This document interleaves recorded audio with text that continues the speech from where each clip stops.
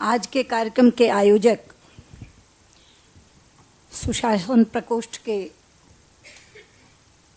राष्ट्रीय संयोजक भाई विनय सहस्रबुद्धे जी, सह संयोजक भाई जगदीश मुखी जी,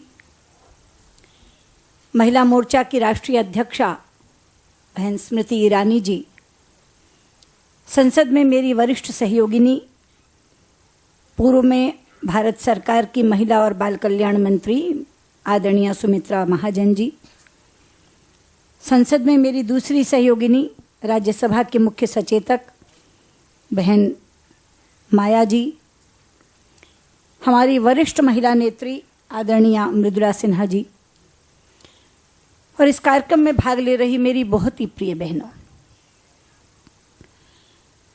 आज का ये कार्यक्रम जिस विषय पर आयोजित किया गया है वो है सुशासन के माध्यम से महिला सशक्तिकरण। से सबसे पहले तो हम सुशासन का अर्थ जान लें और सुशासन का लक्ष्य जान लें। सुशासन का लक्ष्य है ऐसा शासन जो देश या प्रदेश की जनता के जीवन स्तर में थोड़ा सुधार कर सके, ऐसा शासन जो देश और प्रदेश के वासियों के कल्याण के लिए हो, और ऐसा शासन जो ईमानदारी से किया जाए वो सुशासन कहलाता है। और यही सुशासन का लक्ष्य है कि हमारे शासन के द्वारा जिन लोगों पर हम राज कर रहे हैं, जिनके लिए हमें सत्ता में बैठाया गया है, उनका जीवन स्तर थोड़ा ऊंचा उठ सके। इसलिए जो सरकार देश और प्रदेश के विकास की योजनाएं बनाती है, अपने प्रदेश और देश के वासियों के कल्याण की योजनाएं बनाती है, उस सरकार को सुशासन चलाने वाली सरकार कहा जाता है, बशर्ते वो ईमानदारी से शासन करे और भ्रष्टाचार न करे। तो 3 कसौटियां हमारे सामने सुशासन की आई। जो वर्ग सुशासन की बाट जो होते हैं उनमें सबसे अग्रणी कोई वर्ग है तो वो महिला वर्ग है। एक कवयित्री ने महिलाओं के बारे में 4 लाइनें कही हैं जो उसकी पूरी जिंदगी को प्रतिबिंबित करती हैं। कहा है उसने कि एक तपती दोपहर है नारियों की जिंदगी, एक तपती दोपहर है नारियों की जिंदगी, एक पथरीली डगर है नारियों की जिंदगी, चाहे हो अग्नि परीक्षा सीता का बिंब, चाहे चौसर की बिसात द्रौपदी का बिंब, चाहे हो अग्नि परीक्षा चाहे चौसर की बिसात, हर सदी में दांव पर है नारियों की जिंदगी। तो हमारे सुशासन की कसौटी है कि ऐसा शासन जो उस ताप को थोड़ा कम कर सके, उस डगर को थोड़ा आसान कर सके और दांव पर लगी इस जिंदगी की लाज रख सके। यहां जितनी बहनें बैठी हैं वो अपने आप में एक व्यक्ति नहीं है, एक एक संस्था है। अभी परिचय लिया मैंने, सभी दायित्वधारी महिलाएं हैं, कुछ संगठन में, कुछ विभिन्न आयोगों में, कुछ मंत्रालयों में। इसलिए हमें सबसे पहले अपने काम का आकलन करते समय ये देखना है कि अब तक जो हमने किया, क्या हमारे किसी फैसले से ये ताप थोड़ा कम कर सके, हम ये डगर थोड़ी आसान कर सके, हम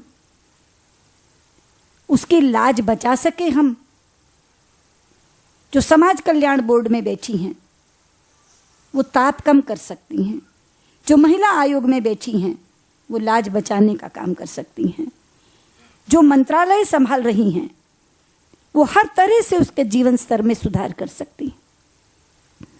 जब कोई असहाय किसी राजा के पास आता था तो कहता था कि जन्म से लेकर मरण तक मुझे आपका आसरा चाहिए। लेकिन महिला तो एक ऐसा वर्ग है बहनों जिसे जन्म से पहले भी राज का आसरा चाहिए। उससे तो जन्म का अधिकार भी छिन चुका, आज जन्म का अधिकार भी उसके माँ बाप या उसके दादा दादी के हाथ में है। अगर माता पिता और दादा दादी चाहेंगे तो वो जन्म लेगी, वरना गर्भ में ही मार दी जाएगी। हम बहुत गर्व करते हैं विज्ञान की खोज पर, लेकिन विज्ञान की ये खोज एक ऐसा अभिशाप बनकर आई है लड़कियों के लिए, जहां गर्भ में ही लिंग का पता चल जाता है और बेटी नहीं चाहिए तो बहू उसी समय टेबल पर होती है डॉक्टर के सामने गर्भपात कराने के लिए। कन्या भ्रूण हत्या, हम किस सशक्तिकरण की बात कर रहे हैं?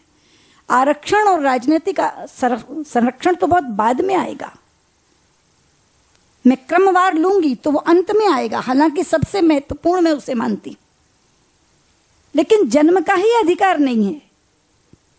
कन्या भ्रूण हत्या जिस रूप में बढ़ रही है और करने वाला इसे अपराध नहीं मानता, उसके मन में एक क्षण के लिए नहीं होता कि मैं बेटी को मार रहा हूं।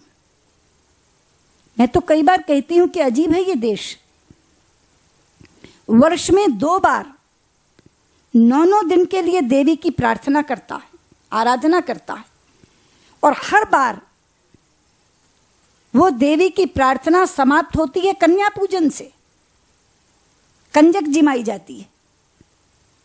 उस दिन घर की बेटियों के साथ साथ पड़ोस की बेटियां बुलाते हैं, हम पकड़ पकड़ के लाते हैं, हाथ जोड़ कर कहते हैं सुबह सबसे पहले हमारे घर भेज देना अपनी कन्या को। आती है तो दहलीज पे खड़े होकर चरण धोते हैं, उसके हाथ पर कलावा बांधते हैं, माथे पर तिलक लगाते हैं, उसकी पूजा करते हैं, ये कहते हुए कि या देवी सर्वभूतेषु कन्या रूपेण संस्थिताम नमस्तस्यै नमस्तस्यै नमस्तस्यै नमो नमः।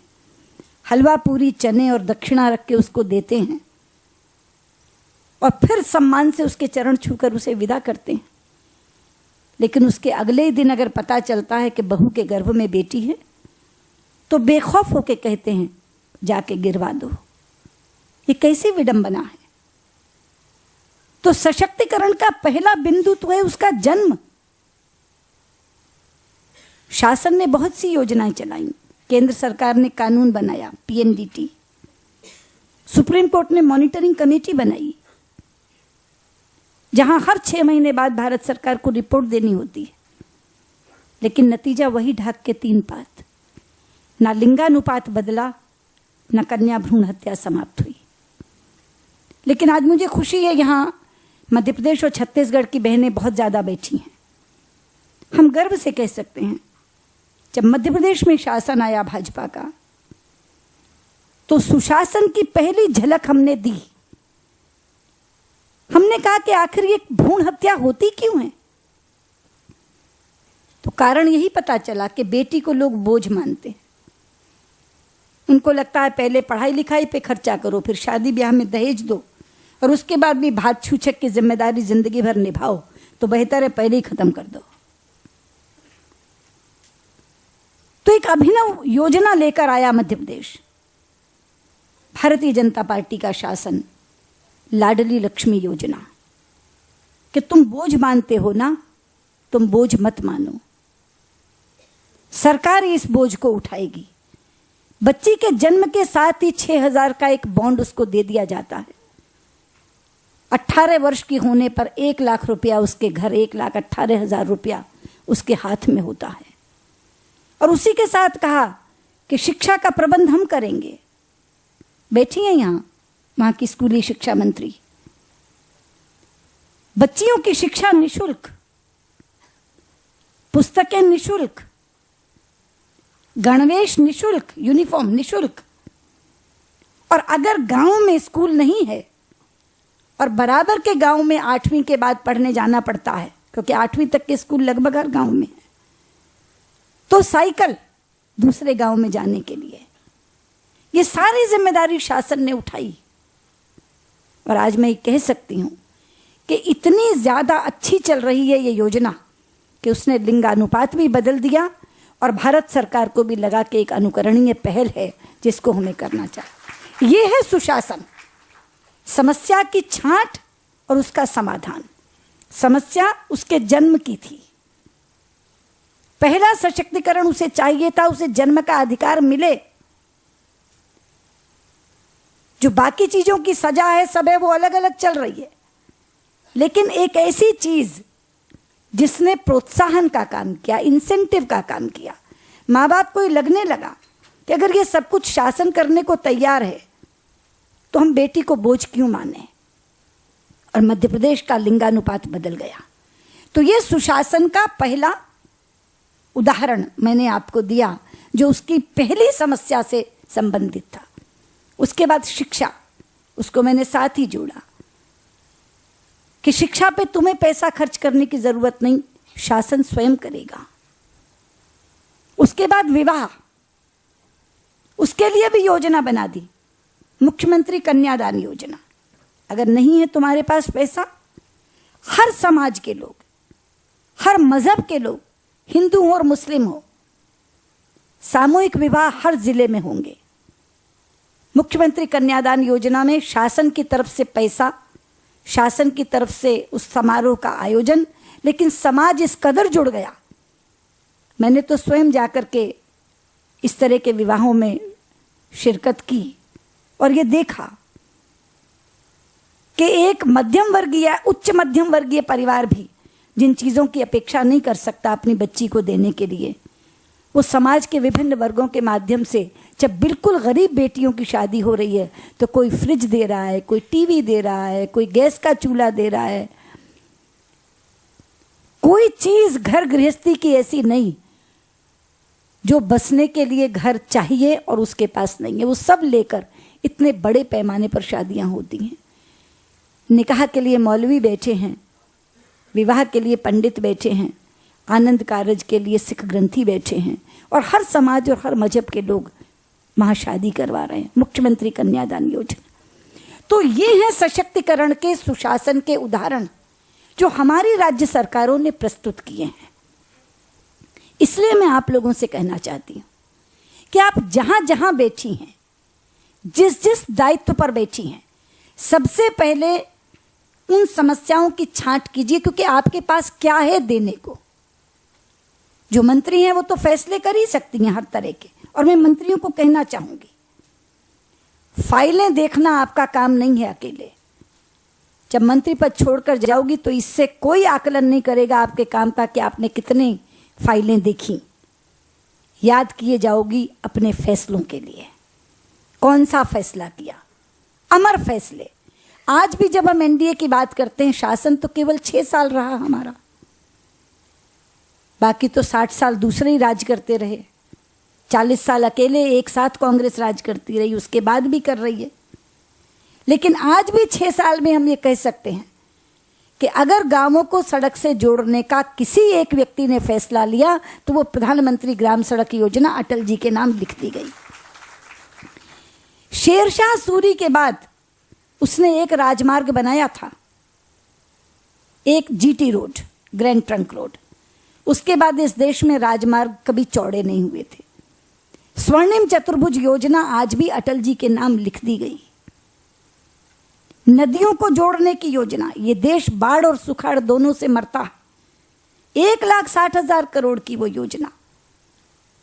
गंगा से गोदावरी जोड़ो, कृष्णा से कावेरी जोड़ो, वो नदी जल जोड़ने की योजना अटल जी के नाम लिख दी गई। ये फैसले हैं, बड़े फैसले। अभी शिखा जी कह रही थी कि अपने महकमों में इन्होंने कुछ फैसले लिए। गर्व है मुझे इस बात का और संतोष है, आत्मसंतोष। 1 साल के लिए मेरे पास स्वास्थ्य मंत्रालय था, 1 साल के लिए। 2003 में मिला, 2004 में सरकार चली गई। लेकिन 1 महीने के अंदर मैंने 6 एम्स बनाने की घोषणा की थी और लोग हैरान रह गए थे कि 56 वर्षों में 1 एम्स और 1 वर्ष में 6 एम्स। सरकार चली गई तब नहीं बन पाए, अब बन रहे हैं। लेकिन जब भी बनेंगे और जब भी चालू होंगे वो लिख दिया जाएगा कि ये उनके समय की योजना है, उनके समय की बनी हुई योजना। और केवल योजना नहीं बनाई थी, 10 महीने के अंदर जमीनें लेकर शिलान्यास करा के, बाउंड्री वॉल बना के बजट हेड क्रिएट करा दिया था।